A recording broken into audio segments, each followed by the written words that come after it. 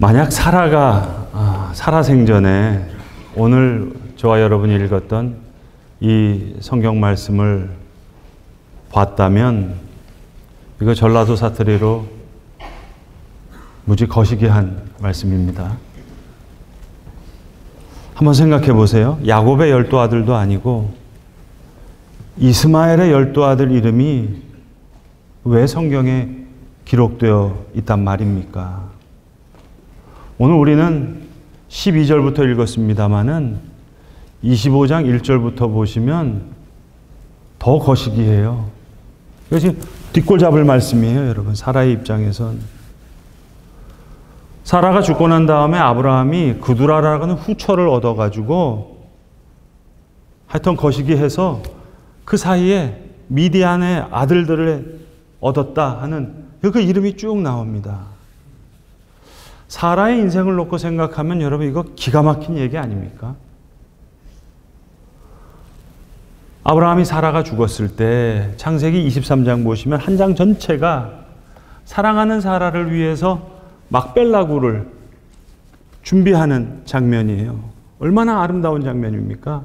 그리고 24장에는 며느리 얻는 장면이 한 장 전체가 나와 있어요. 사라의 장막에서 이삭이 너무 슬퍼하고 있는데 그 사라의 장막에서 그의 아내 리브가를 만나서 위로를 얻었다. 그러면 여러분 할렐루야 아멘으로 끝나면 되잖아요. 그런데 마치 알고 싶지 않은 진실을 파헤치듯이 뭔가 가시처럼, 이거 무슨 상처에 소금 뿌리는 것도 아니고요.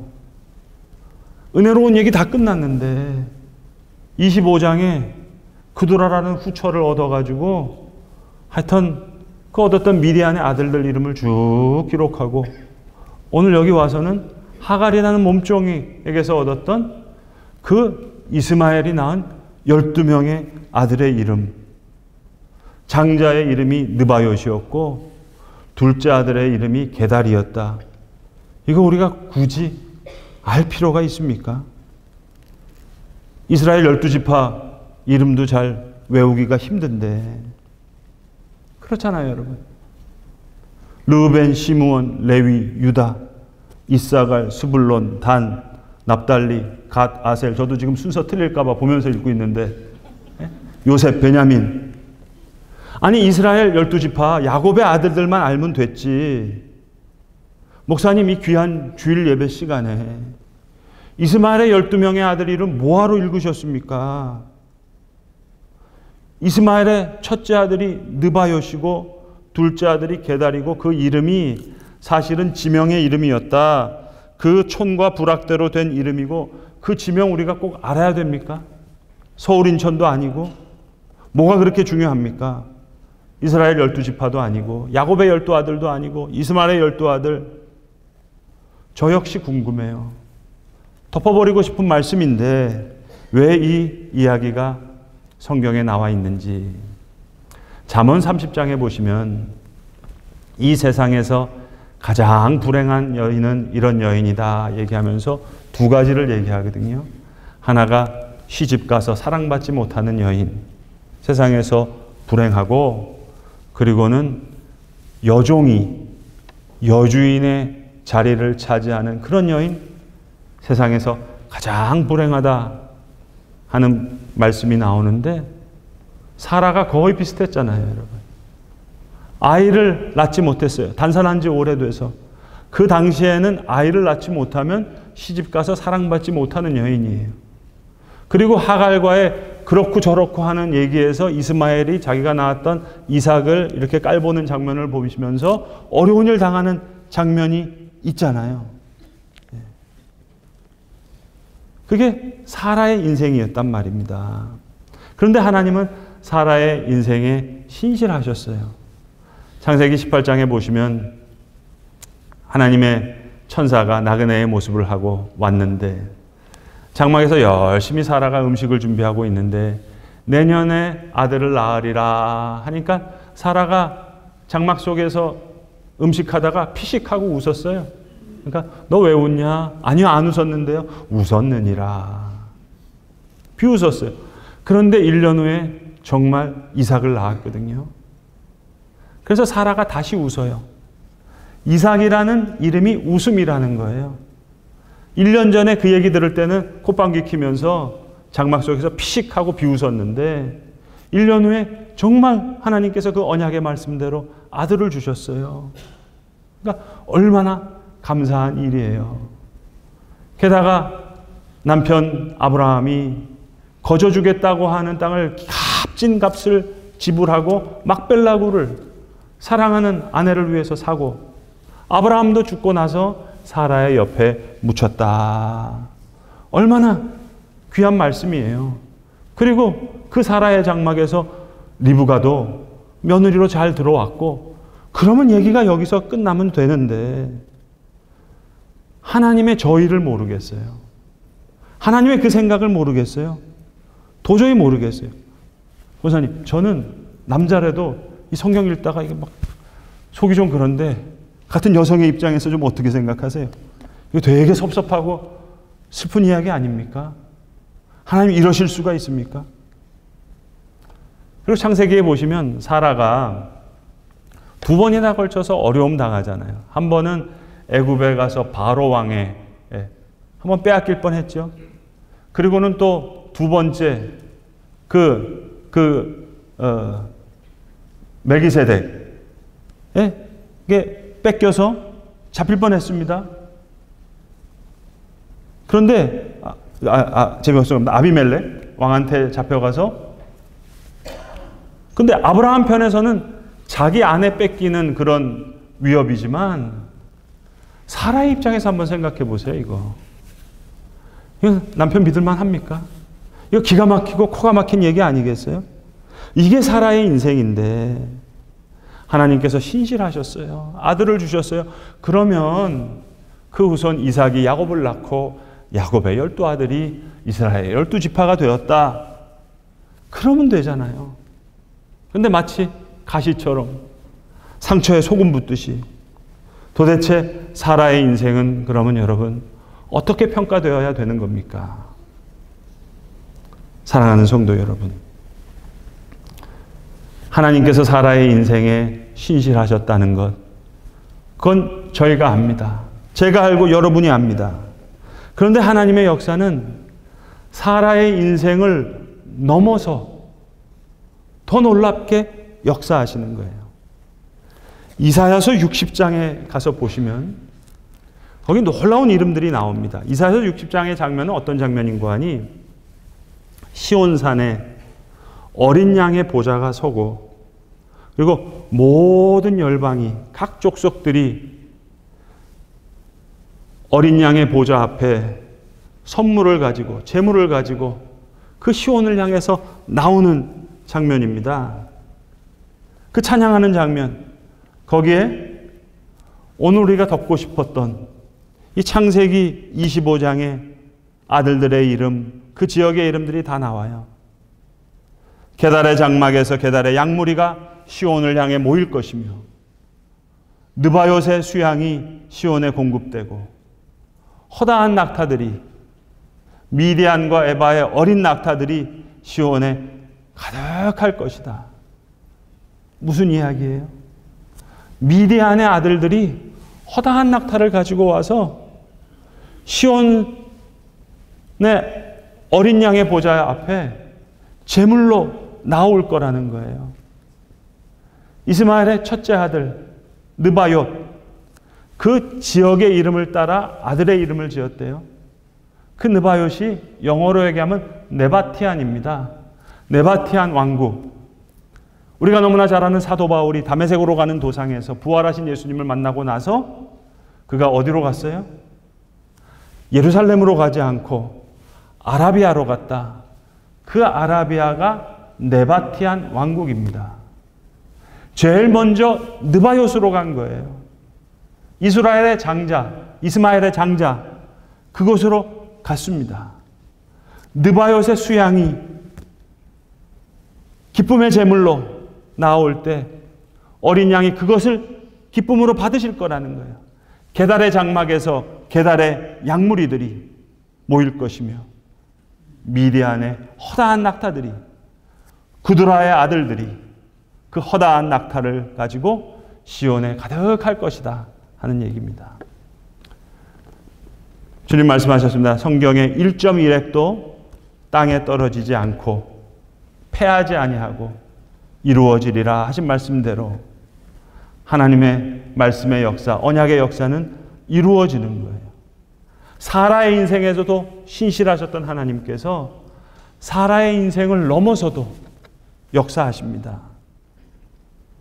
사라의 몸종 하갈, 그 아들 이스마엘, 그 이스마엘의 12아들을 통해서도 영광 받으신 하나님, 그드라의 아들들, 그 미디안 족속으로부터도 허다한 낙태떼를 가지고 시온의 보좌에 앉으신 어린 양이 예배를 받으시는 그 역사를 이루실 우리 하나님.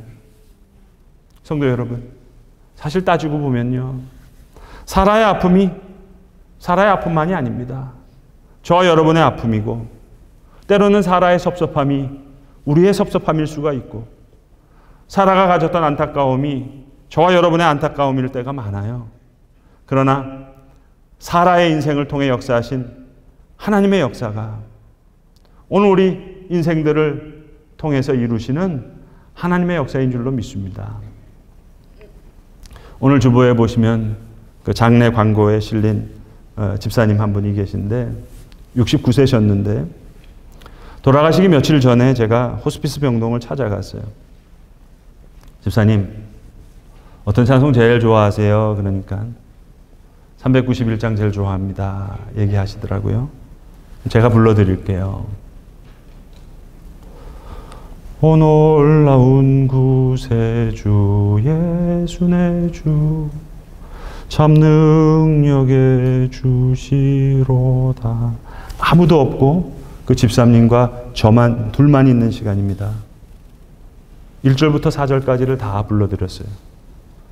메마른 땅을 종일 걸어가도 나 피곤치 아니하며 저 위험한 곳 내가 이를 때면 큰 바위에 숨기시고.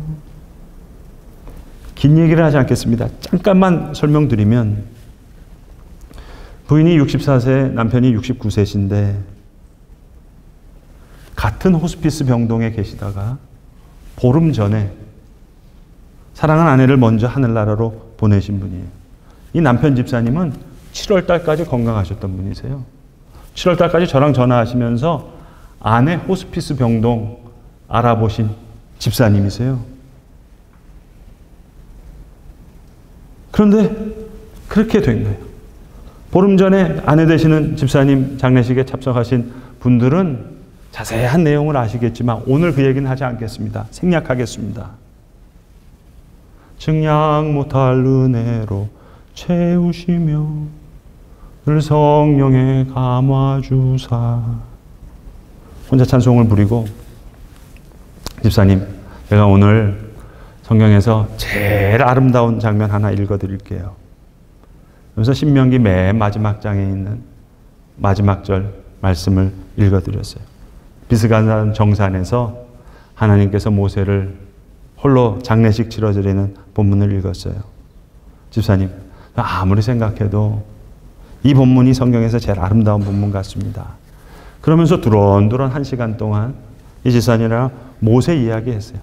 그 전에 벌써 간증, 믿음의 고백 이미 다 나눴어요. 분명히 눈이 흐리지 않았다 그랬고 기력이 쇠하지 않았다 그랬는데 하나님께서 모세를 너무 사랑하셔서 단둘이 지금 장례식 치르고 계십니다. 아들과 아내에 얽힌 이야기 다 차치하고 제가 이런 얘기했어요. 집사님, 전 아무리 생각해도 모세의 출애굽 역사, 그건 이스라엘의 구원의 역사이기 이전에 모세를 구원하시는 하나님의 역사인 것 같다고. 80세 때 미디안 광야에서 양치는 모세를 떨기나무 불꽃에서 부르시고, 그리고 많은 일들을 겪게 하잖아요. 게다가 민수기 한 12장쯤 가서 보시면 정말 살맛이 안 나요. 아마 자기 아내 십보라는 모세를 떠난 것 같아요. 그러니까 구수 여자 취할 때 모두가 나와서 모세를 반대하잖아요. 아론도 나와서 욕하고 미리암도 나와서 욕하고 고라 자손의 그런 반란도 있고 말입니다. 얼마나 살기 힘들었겠어요. 그러니까 이스라엘의 구원 이야기 이전에 모세의 구원 이야기인데, 하나님이 내 마음 몰라주시면 무슨 이스라엘이 지금 출애굽해서 구원 얻는 것, 그거랑 나랑 무슨 상관이 있겠어요? 근데 얼마나 아름다운 장면이에요. 하나님께서 모세를 부르시고 모세를 구원하시고, 비록 가나안 땅에 들어가진 못하지만 하나님께서 모세와 단둘이 장례식을 하시는 이 장면.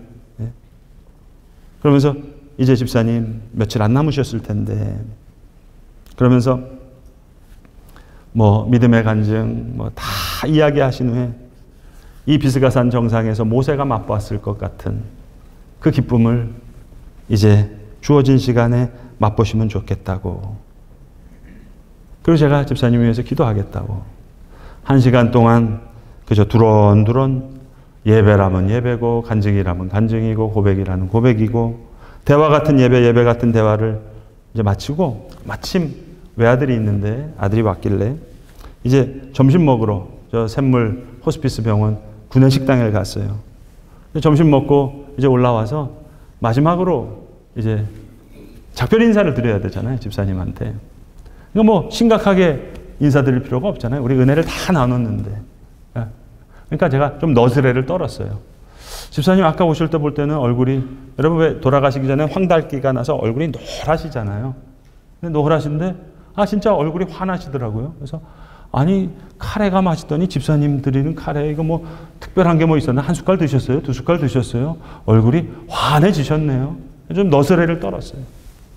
그랬더니 집사님 하시는 말씀이, 목사님 제일 아름다운 성경 구절 말씀 읽어주셨잖아요. 찬송 불러주셨잖아요. 기도해 주셨잖아요. 그래서 그렇습니다. 집사님 갈게요 하고 인사를 나누고 헤어졌습니다. 여러분, 흔한 일이 아니잖아요. 64세, 69세. 7월 달까지 건강한 남편이 아내 호스피스 병원 알아보겠다고 하신 분이 갑자기 같은 호스피스 병실에서 계시고 2주 전에 사랑하는 아내 보내고 혼자 임종을 맞는 이런 장면, 흔한 장면이 아니잖아요. 사라의 인생만이 아닙니다. 저와 여러분의 인생이 여기 있습니다. 그 집사님의 인생, 여기에 사람의 인생이 있습니다. 그러나 하나님은 사라에게 신실하셨어요. 근데 그뿐만이 아니에요. 사라의 인생을 넘어서 하갈의 후손을 통해서도, 구드라의 후손을 통해서도 우리 하나님은 놀라운 구원의 역사를 이루십니다. 게달의 양무리를 게달의 장막에서 얻으시겠다는 거예요. 느바요의 수양을 기쁨의 제물로 받으시기 원하신다는 거예요. 미디안의 족속들이 허다한 낙태들을 기쁨의 제물로 가지고 올 때 그걸 받으시고 싶다는 거예요. 사라가 신실하신 하나님을 알았지요. 그러나 그 사라도 알 길이 없는 사라의 인생을 통해 역사하시는 하나님의 손길, 그것이 하나님의 역사입니다. 그래서 이사야 60장은 이렇게 말씀합니다. 허다한 낙타, 미디안과 에바의 어린 낙타가 시온에 가득할 것이며 게달의 양무리는 다 시온으로 모일 것이며 느바요의 숫양은 시온으로 공급되고 내 제단에 올라 기꺼이 받음이 되리니 내가 내 영광의 집을 영화롭게 하리라. 내 제단에 저들이 올라 기꺼이 받음이 되리니 내가 내 영광의 집을 영화롭게 하리라. 우리의 인생을 통해 역사하시는 이 놀라운 하나님의 역사가 저와 여러분에게 함께 하실 줄을 믿습니다. 기도하겠습니다. 살아계신 아버지 하나님, 신실하신 아버지 하나님, 게달의 양무리와 느바요의 수양과 미디안의 허다한 낙타를 기쁨의 제물로 받으시기를 원하시는 아버지 하나님, 사라에게도 신실하셨던 하나님께서 사라의 인생을 넘어 하갈의 후손을 통해서도 구드라의 후손을 통해서도 하나님 놀라우신 역사를 이루신 그 살아계신 하나님을 우리가 믿사오매 그 신실하신 하나님을 믿으며 믿음의 길을 온전히 경주하게 하여 주시옵소서. 우리 구주 예수 그리스도의 이름으로 기도드리옵나이다. 아멘.